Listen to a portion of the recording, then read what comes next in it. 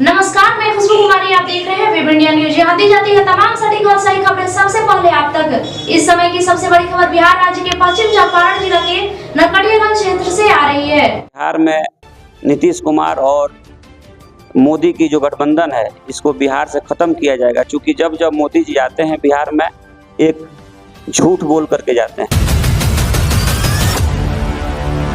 वहाँ उस विचारधारा वाली पार्टी के साथ उनका गठबंधन है, जिसके आइडियोलॉजी को वो मानती है। वो पार्टी नाथूराम गोडसे, क्या वो भारत का अपराधी नहीं था जिसने गांधी की हत्या की? विशेष राज्य का दर्जा भी नहीं मिला। मोदी जी आए, कहे कि मोतिहारी को मुंबई बना देंगे। ये सच है क्या कि मोतिहारी कभी मुंबई हो सकता है? सवाल चुनाव आयोग से पूछो, जवाब बीजेपी के प्रवक्ता आकर के देते हैं। सारी बिहार की जनता जानती है कि किस तरह से नीतीश कुमार और मोदी जो है लोकतंत्र का हत्या करके सारे सीटों को हरवाए। नहीं हो रहा है तो आप समझ सकते हैं कि पदाधिकारियों का और जिस तरह से कर्मचारियों का मनोबल बढ़ा हुआ है, ये राष्ट्रीय जनता दल महागठबंधन के सरकार में कभी संभव नहीं है। मैं एक और चीज बता रहा हूँ कि बीजेपी बराबर नीतीश कुमार के साथ भी टीम बन करके रही बिहार में, और उनके उस दौरान पांच उप मुख्यमंत्री आए। उपलब्धि गिनाइए, उनकी उपलब्धि क्या है पांचों मुख्यमंत्री का? वेलकम बैक, मैं रईस और आप देख रहे हैं वेब इंडिया न्यूज। मैं आपको बता दूं, अभी विधानसभा का चुनावी बिगुल बजा ही नहीं, उससे पहले प्रत्येक पार्टी अपने अपने स्तर पे चुनावी रणभूमि के लिए अपने मैदान तैयार करना शुरू कर दिए। चाहे वो क्षेत्रीय पार्टियां हो, चाहे वो राज्य स्तर पर पार्टियां हो, चाहे वो किसी निर्दलीय व्यक्ति हो। तो इसी साथ हमारे साथ पश्चिमी चंपारण जिले का अंतर्गत नरकटियागंज विधानसभा क्षेत्र से कैसे राजद की युवा नेता जुड़े हुए हैं, जो अपने परिचय के लिए मोहताज नहीं। जी हाँ, मैं गुलाम कादिर की बात कर रहा हूँ। अभी ये नरकटियागंज प्रखंड के अध्यक्ष हैं और हमेशा कई सारे मुद्दों पर बेबाकी से अपनी टिप्पणियां करते रहते हैं। तो मैं सीधे इनसे बातचीत करूंगा कि वास्तव में क्या आने वाला विधानसभा चुनाव में कुछ अलग होगा, या प्लानिंग करके सरकार को बदलने की तैयारियां आरजेडी या इंडिया महागठबंधन शुरू कर दी है। सर, स्वागत है आपका सर हमारा वेब इंडिया न्यूज चैनल में कि सर आज अपना प्रीशियस समय निकाल कर हमें दिए। सर, सबसे पहले सर मैं चाहूँगा आप तो किसी परिचय का मोहताज नहीं है, but sir it's my protocol, sir पहले इसको पूरा किया जाए।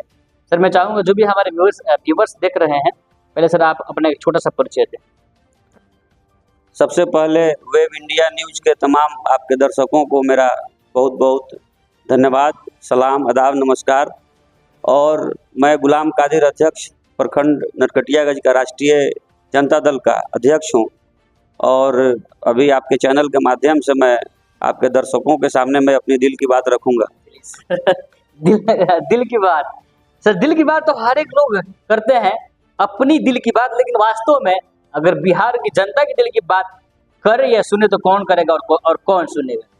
बिल्कुल, राष्ट्रीय जनता दल हमेशा सामाजिक न्याय की बात की है, और हमारे आदरणीय नेता राष्ट्रीय अध्यक्ष श्री लालू प्रसाद यादव जी ने एक बिहार में जो सामाजिक न्याय की लड़ाई लड़ी और जो हक हुकूक दिलाने का काम किया, आज उन्हीं के विचारधारा पर और उन्हीं के किए हुए कामों पर हम लोग आज जनता के बीच में जाते हैं तो गर्व से सर ऊंचा हो जाता है, सीना चौड़ा हो जाता है कि बिहार का वो शेर है जिसने जो है गांव-गांव और हर गली हर क्षेत्र में जो है जिस प्रकार से बहादुरी के साथ और सामंतवादियों के खिलाफ और जो मनुवादी विचारधारा के जो लोग थे उनके खिलाफ, और जो प्रताड़ित होते थे दलित, अल्पसंख्यक, पिछड़ा, मजदूर, गरीब, उन तमाम लोगों को जो हक मिला वो हमारे आदरणीय नेताजी ने दिलाया।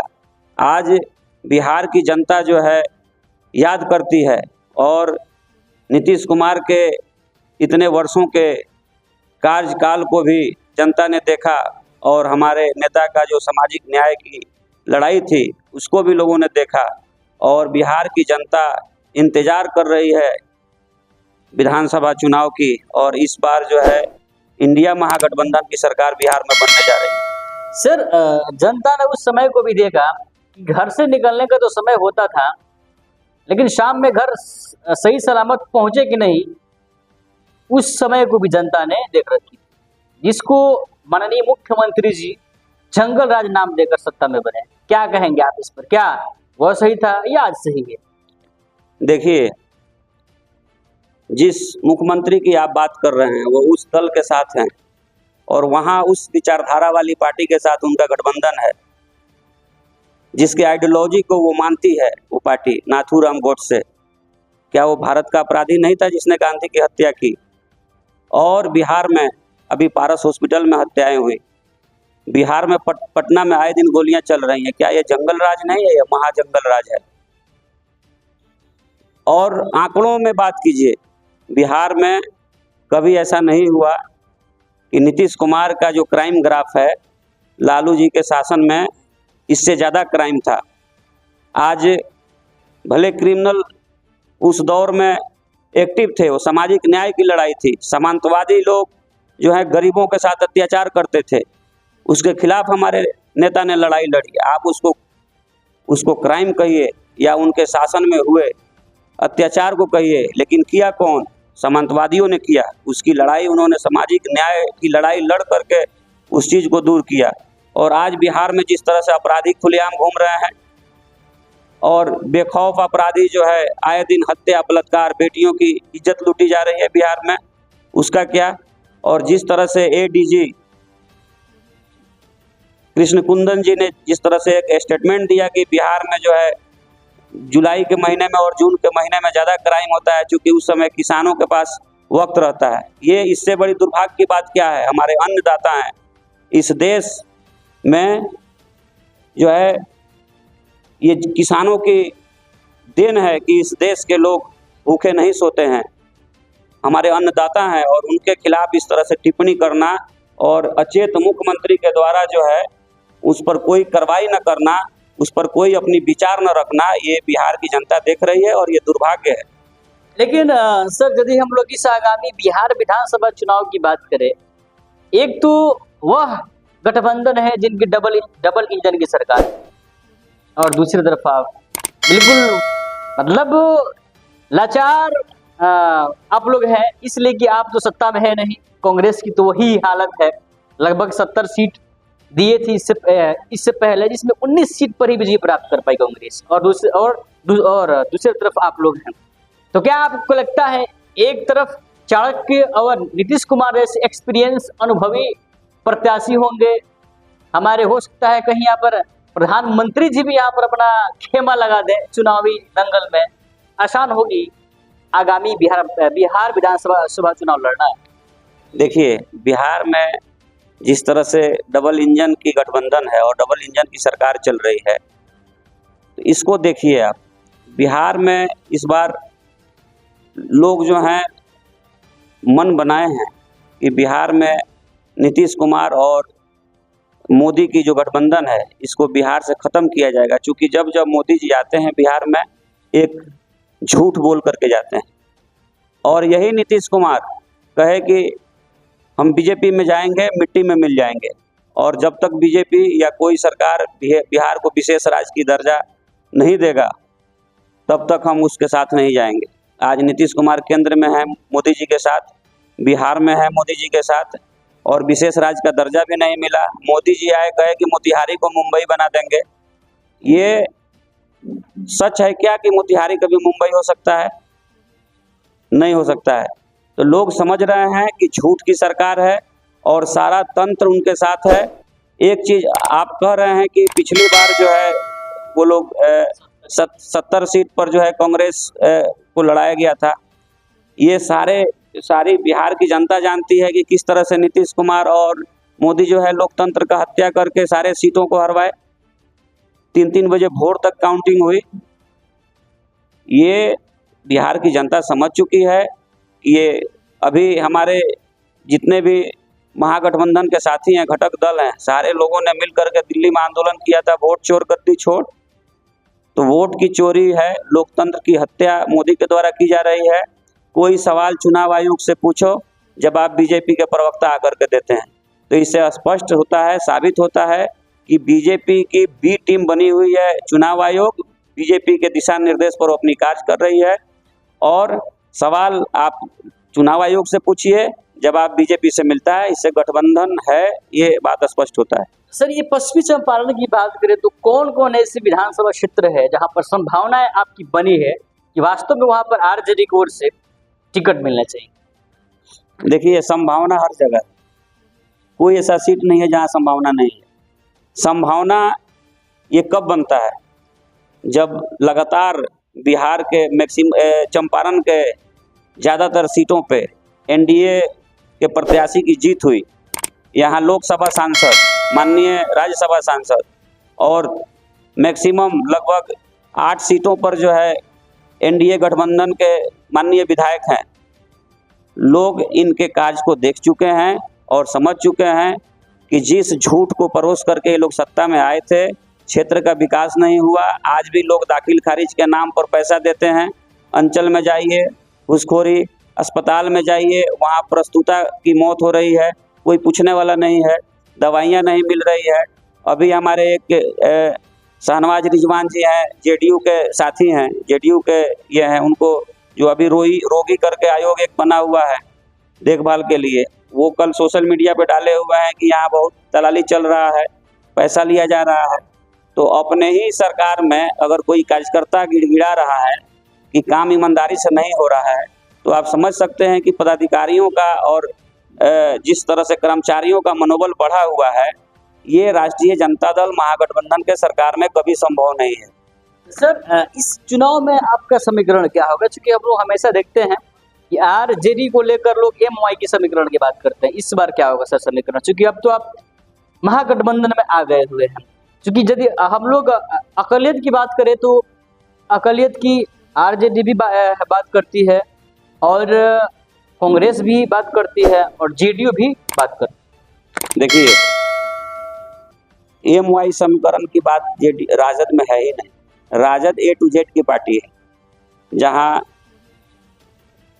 ऐसे लोग हैं जो लोग सामाजिक न्याय की लड़ाई में विश्वास रखते हैं, ऐसे लोग हैं जो आरएसएस के विचारधारा से सहमत नहीं हैं, ऐसे लोग हैं जो देश के अंदर एकता और अखंडता की बात करते हैं, ऐसे लोग हैं जो सांप्रदायिक सौहार्द को बनाना चाहते हैं, ऐसे लोग जो हैं हमारे गठबंधन में, इंडिया गठबंधन में हैं।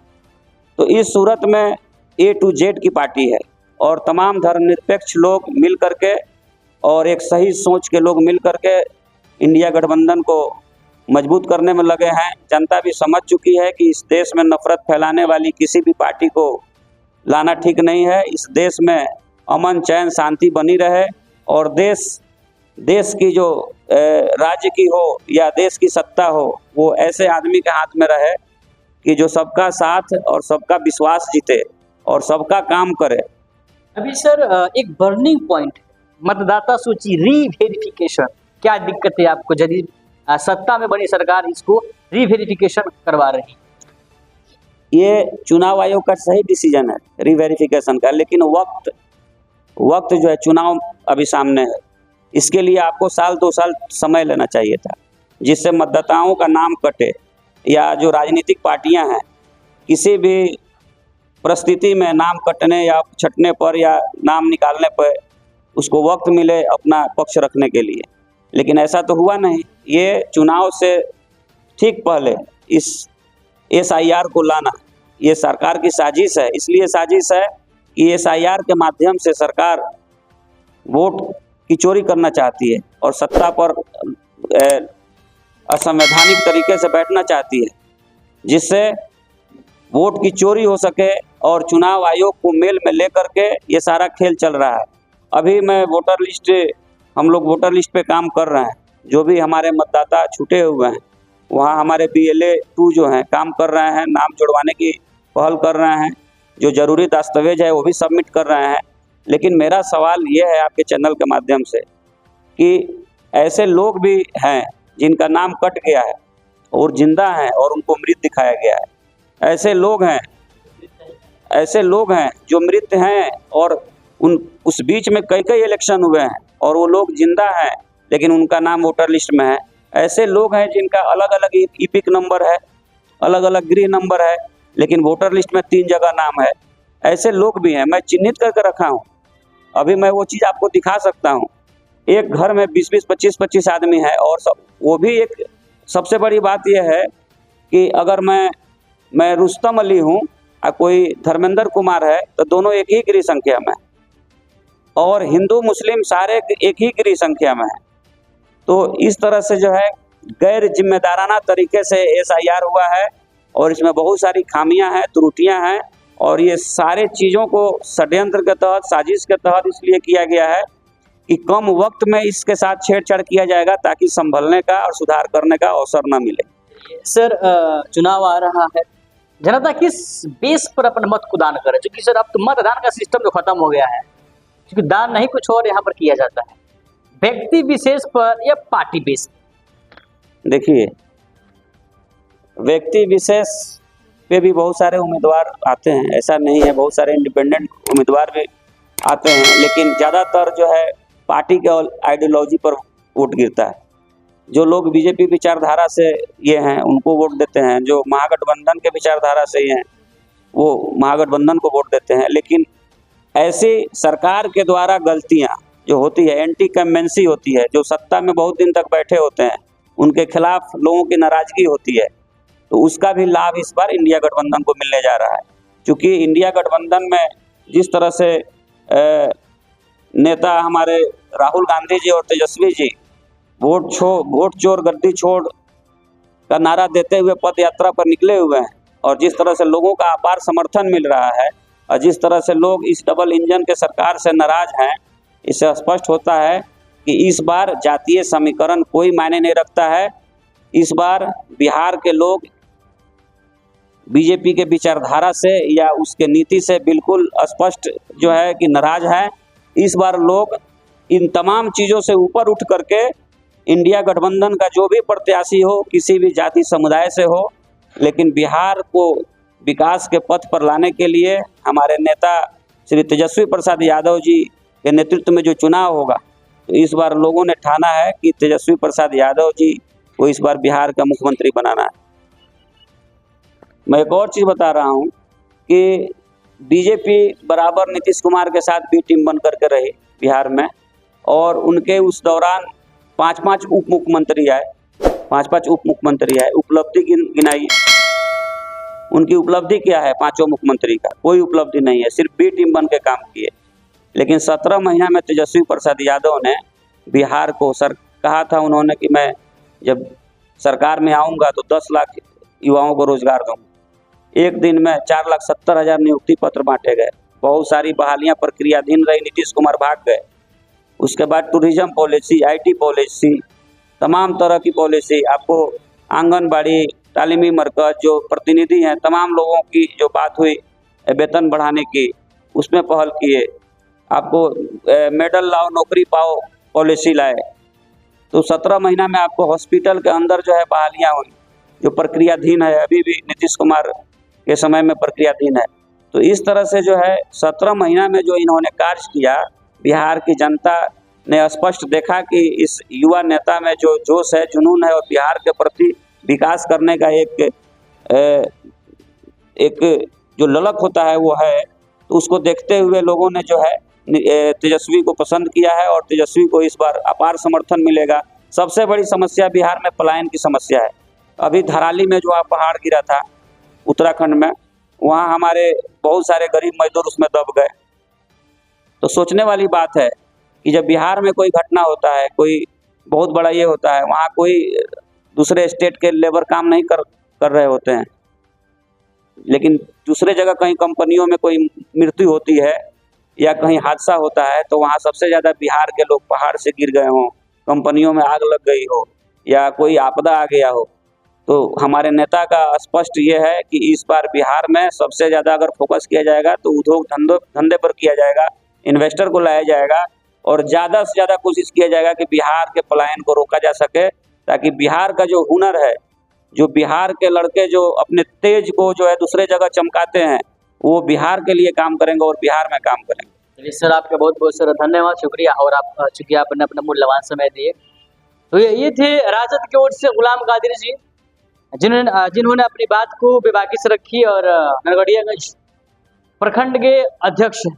और चलिए तो ऐसे ही खबर देखने के लिए विजिट कीजिए हमारे चैनल। फिर मिलते हैं एक नए खबर के साथ। जय हिंद, जय भारत।